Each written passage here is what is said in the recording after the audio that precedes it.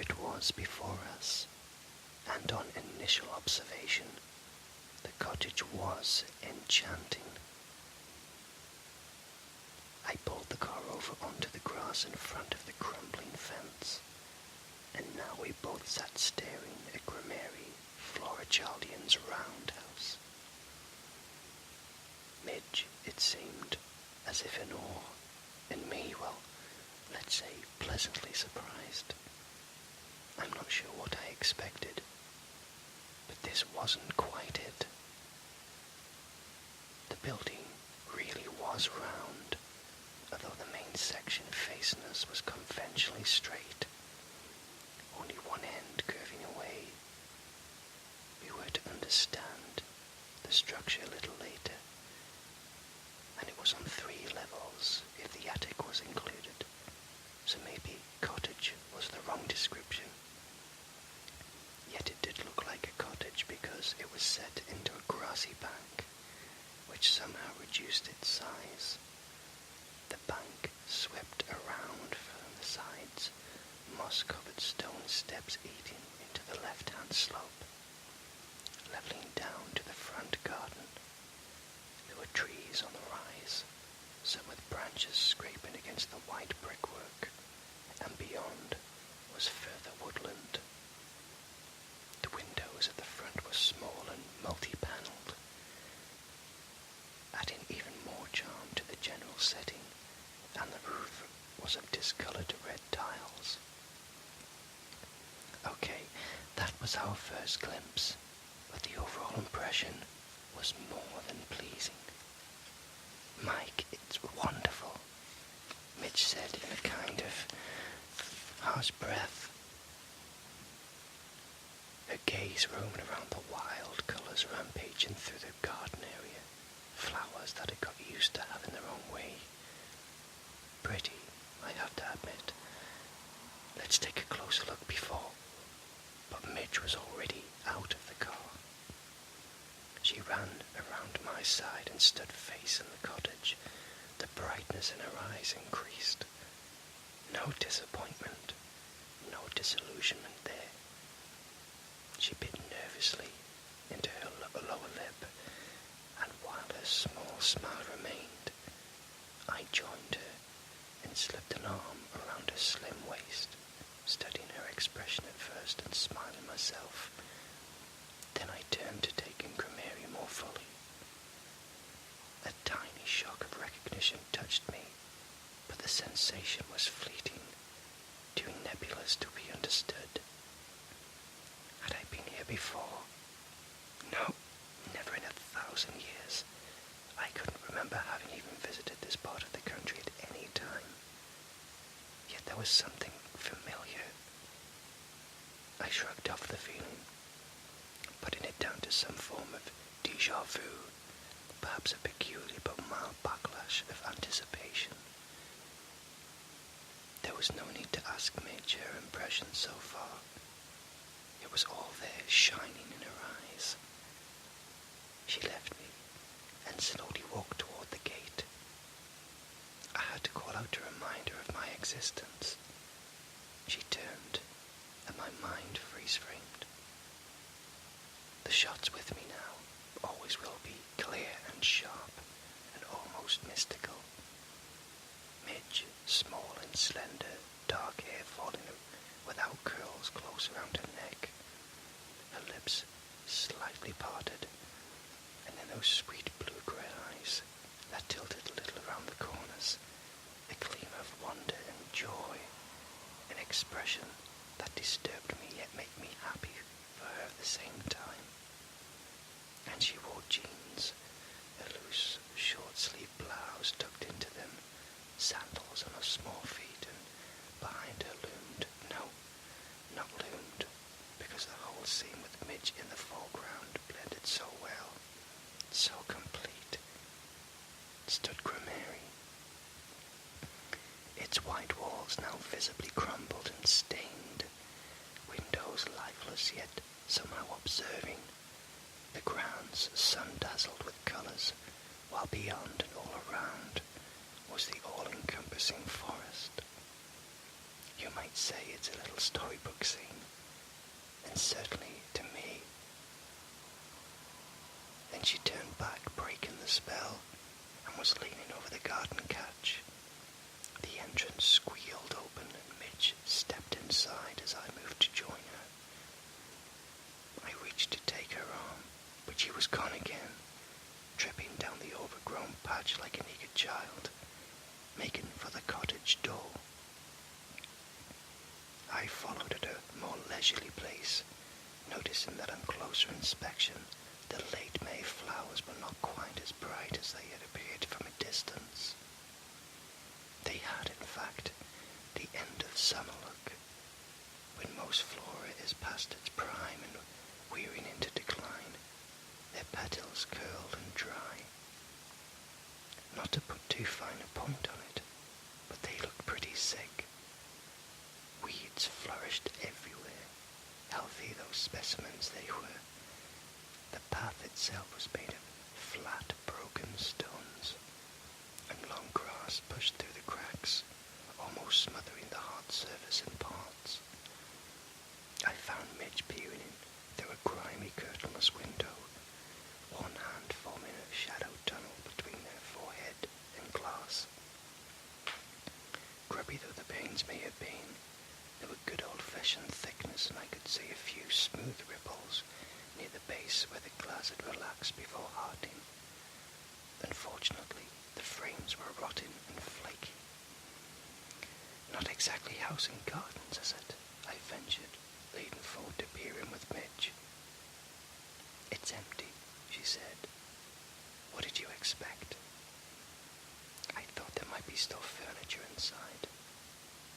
Perhaps auctioned off after the will had been settled. We'll have a better idea of how the place will look without the old lady's clutter. Midge gave a reproving glance as she straightened. Let's see around the outside before we go in. Uh-huh. I was still gazing through the window, wiping at the glass with my fingers for a better view. All I could make out was a big black range set into a chimney breast. It'll be great cooking on that. The range, it'll be fun. There was no damping her enthusiasm. More like a forge, I added. I suppose we could get both an electric cooker as well as that monster. Still no shortage of wood will do that thing. Midge pulled at my arm. Could be very avant-garde in a back-to-our-roots sort of way. Come on, let's take a look around the back. I pushed away from the window, and she stabbed at my face with her lips, then was off again. I trailed behind, examining the front door as I went. The wood looked sturdy enough, but there was one or two thin cracks running down the length of the lower panels. Above, set in the surround, were two narrow windows, no more than 4 inches deep, and a bell pull hung to one side of the door, mounted against the brickwork. The entrance was sheltered by an open-sided stone porch, which looked thoroughly useless to me. A coach lamp hung at the opposite side of the bell, its interior smeared with cobwebs. I tugged at the bell's handle as I passed, and its chime was dull, uninterested, but the clunk gave Midge a cause to look back. I hunched over and did a Quasimodo over her, mud-eyed and tongue filling one cheek. Mind the wind doesn't change, she called as she mounted the steps, running around the building's curve. I lumbered after her, catching up with the fourth moss-layered step.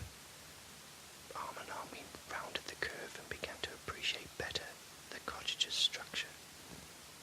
The main portion certainly was circular, with the kitchen area and the rooms all branching off in extension. All very small scale, you understand. The shape certainly gave Grammary character and undoubtedly added an odd charm. Unfortunately, its general condition was as poor as the unhealthy flowers in the garden. The brickwork, originally washed white, was now grey and considerably stained, and crumbling in parts, the pointing virtually absent in several sections. Tiles littered the ground beneath our feet, so I imagined the roof to be pitted with holes. The steps had led us to another door, once painted a dismal olive green, and now blistering and peeling, revealing rotting wood beneath. The door faced south, and the woods were no more than 100 or so yards away from the expanse of tall grass and bramble. A few individual trees dotted here and there like members of a cautious advance party. A clearer area, obviously trampled down over the years, spread out 10 or 12 yards from the building, with smaller trees, plum and crabapple, I thought, although I was to expect at the time standing fruitless.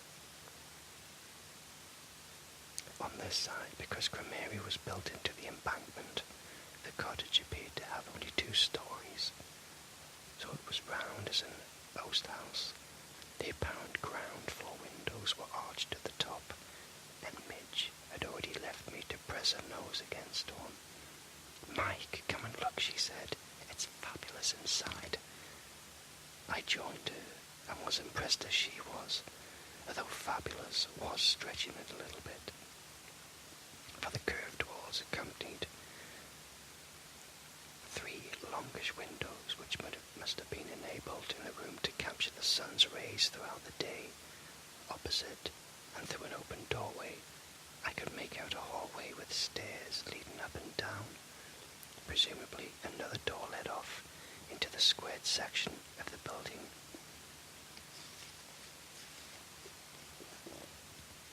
Sunlight fairly glowed from the walls. No shadowed corners could be found. Even the dirt on the windows enabled to suppress the radiance from outside. It looked warm and happy in there, despite the bareness, and it looked inviting. Let's sit for a moment. I noticed a weather-beaten bench tucked around the corner, with the straight wall of the cottage peeled away from the circle. The wooden seat looked as if it hadn't had a root, or had grown from the early earth itself. "I want to go inside," Midge replied impatiently. "Sure, in a minute. Let's just take stock of what we've got so far." She was reluctant. She moved with me to the bench where we sat and gazed at the nearby woods. They seemed thick and impenetrable, but at the same time not the least bit sinister. "It's wonderful," Midge sighed needlessly. "It's so much better than I expected." "Oh, really, between you and me, I thought you expected quite a lot." A frown marked her face, but didn't make her any less pretty. "I just knew instinctively it was going to be right." I held up a hand. "Wait, you haven't been in there yet." "We don't need to." "Oh, yes, we do. Let's not get carried away here. The ad said it was in need of renovation, right? That might just be enough to push it over to our price. The outside alone's going to take a lot of repair, and God knows what the inside's like. We can take that into account when we make our offer." "I don't think that's already been done by the agent. I told you over the phone that kind of price they're looking for, but unless we go under, but we could have had trouble finding the cash to make the place livable." I was saying all the wrong things to Midge, but I had to make her face up to the reality of the situation. She studied the ground as though an answer might lie in the soil. When she looked up again, I could see the stubbornness had set in. No, not exactly stubbornness. Midge wasn't that kind of person. Let's call it quiet determination. She was pretty well soft, pliable, but underneath that lay resoluteness that surfaced only when she knew she was absolutely right about something and needed that particular trait to carry her through a difficult time. I suspected, in fact, her quiet determination had been born out of bad passages in her life, and believe me, Midge had had some. My arm went around her shoulders, and I hugged her. "I just don't want you to build your hopes too high, Pixie," I said softly, using the nickname saved for tender moments. "So far, I like the place myself, but even though the location scares me a little. But it'll be good for your work, Mike," she said. There was an endearing earnestness in her voice. "It's what you need, away from all those distractions, those..." She had paused, and I'd said the word for her. Friends. So-called friends. And Grammary will be so right for me too. I just know I can work there. "Do you not think we'll get lonely out here?" She shook her head. "No chance. Not together, Mike, and you know that. You've already forgotten all those times we've talked about being away from everybody, somewhere out of reach with no agents or musicians dropping in and sacking down for the night. Being lonely would be bliss. Anyway, I bet there's a lively community hereabouts. We can soon make new friends. Friends of a different kind, though, and ones that we can keep at a safe distance. They might be too different from our liking. We're in Hampshire, not out in Mongolia, a couple of hours away from the city. They speak the same language here, you know. Maybe not quite the same." Midge rolled her eyes heavenwards. "You city slickers are full of it. You'll learn soon enough." "All right, but don't forget that today the sun is shining and the sky is blue. And there's not a cloud to spoil the view," she rhymed.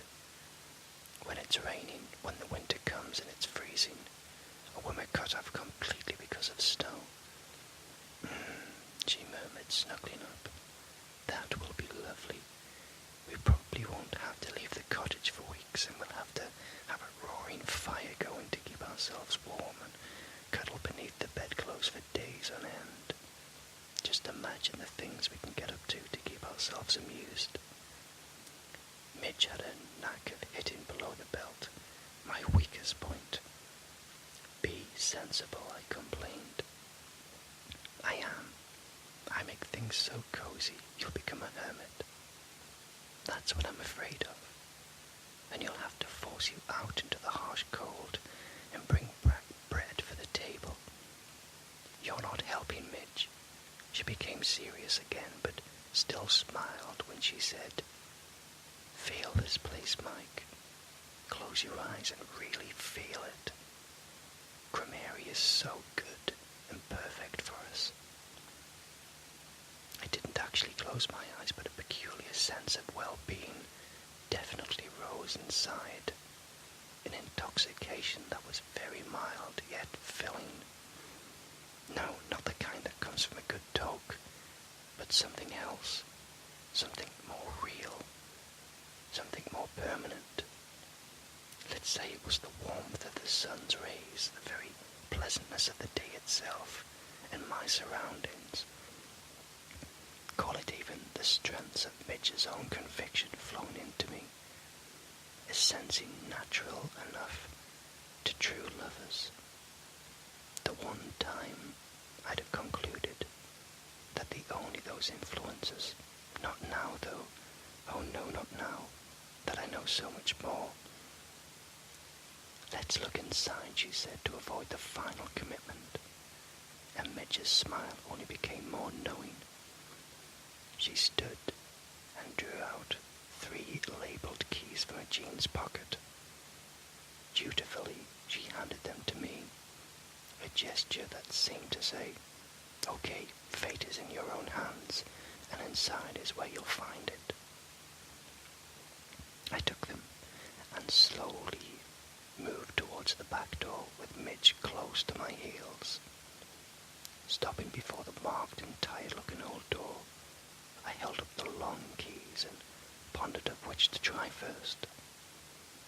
2 were cut the same, so I decided they would probably be for the front door. I pushed the odd one home, and it fitted easily, but it wouldn't turn. Neither would the next key, nor the next. The second's twin, that was. I groaned. Looked like Pickle Shift gave us the wrong set. Let's try the front, Midge suggested. Okay, but one of these has to be for this door, and if they are the right keys, that is. We descended the curving steps carefully, because one of the moss, we were soon under the open porch. I chose number 1 and inserted it in the lock, but to find it still wouldn't turn. Growing more frustrated, I tried 2 and 3 again with no luck. The door would not budge. Even when I twisted the handle and used some shoulder pressure, the wood creaked, but it wouldn't move a fraction. "Let me," said Midge, pushing between me and the door. "It's no good, the lock's either rusted solid or Pickle Shifters gave us the wrong keys." I examined the label, and Grammary was very clearly typed. She took them from me, and without a word she held out the twins to her face, and for a second before decisively pushing it home into the lock. Her slender wrist twisted, and I thought I saw her give a little gasp, almost as if the key had turned of its own accord. I may have been mistaken. The door opened easily and smoothly, without even the hint of a horror movie creak. The air that rushed out was musty and damp, but it seemed glad to be free.